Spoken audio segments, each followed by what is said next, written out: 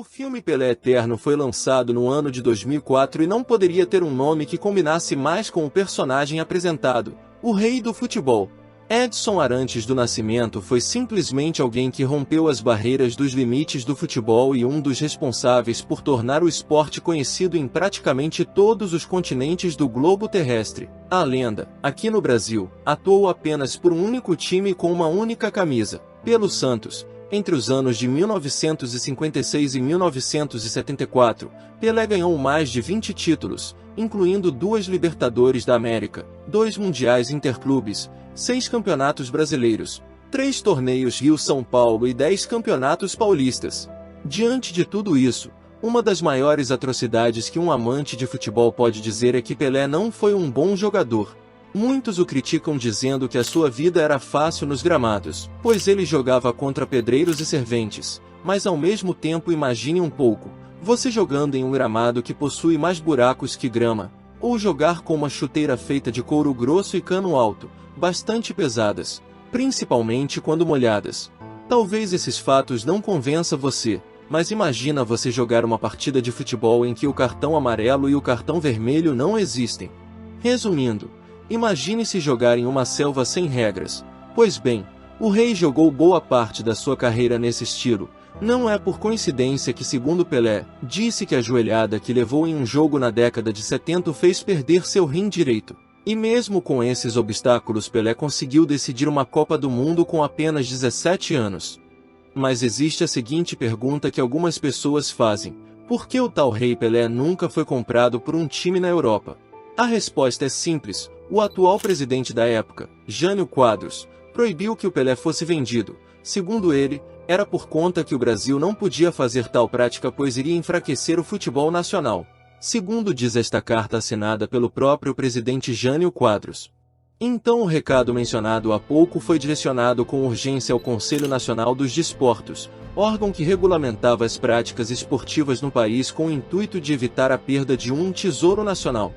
No tempo existiam várias propostas de times europeus para o Rei, mas com esse decreto do presidente, as propostas foi ficando cada vez mais difícil, algo praticamente surreal e quase sobrenatural. Depois disso tudo ele se aposentou, mas acabou voltando atrás para jogar no New York Cosmos em 1975. Nesse tempo, o decreto de Jânio Quadros não valia mais, pois o atual governo daquele ano era Ernesto Geisel. Nesse time Pelé jogou por mais 3 temporadas e ganhou um título, e em 1977 Pelé finalmente se aposentou, pelo menos de maneira oficial. Isso, porque como qualquer celebridade do mundo do futebol, e Pelé, além disso, também era uma celebridade em todo o mundo, sempre era convidado a participar de amistosos em todos os locais do mundo. Afinal, quem não queria ter Pelé jogando em seu estádio, mesmo aposentado? Enchendo arquibancadas e sentindo toda a vibração de uma torcida apaixonada e totalmente animada por ver o melhor jogador de todos os tempos usando mais uma vez as chuteiras que foram capazes de trazer 3 Copas do Mundo para a seleção brasileira, fazendo coisas espetaculares como esses gols contra a Suécia, jogando na própria Suécia e protagonizando um dos momentos mais antológicos da história das Copas do Mundo em uma final. Veja agora o que Pelé fez com 50 anos de idade, mas antes não se esqueça de se inscrever e deixar o like. Feito isso, partiu para o jogo.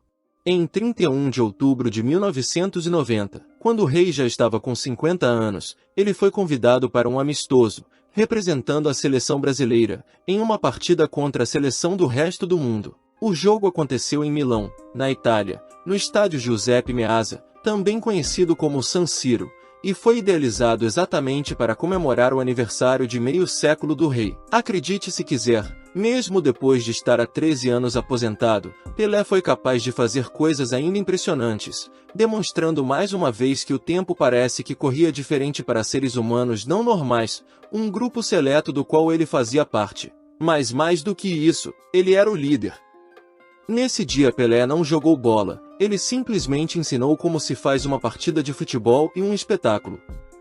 Com domínios magistrais no peito, passes milimétricos e lançamentos espetaculares, o Rei simplesmente atuou como se fizessem 13 dias que ele havia se aposentado, e não 13 anos.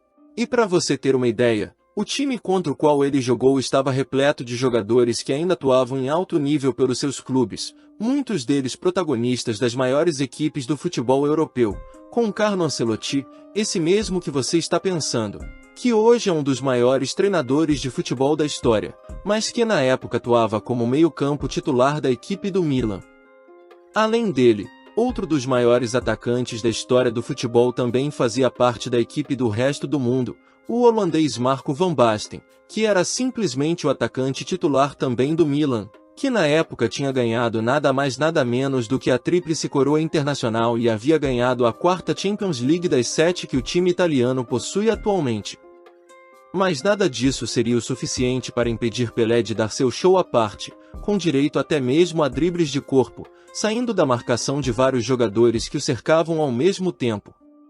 O físico de Pelé aos 50 anos realmente era algo totalmente fora do normal, sua disposição e habilidade pareciam as mesmas de quando ele havia vestido a camisa da seleção brasileira pela última vez em 1971, no Morumbi, no empate em 1-1 contra a seleção da Áustria, com um gol sendo marcado, é claro por ele, o eterno rei.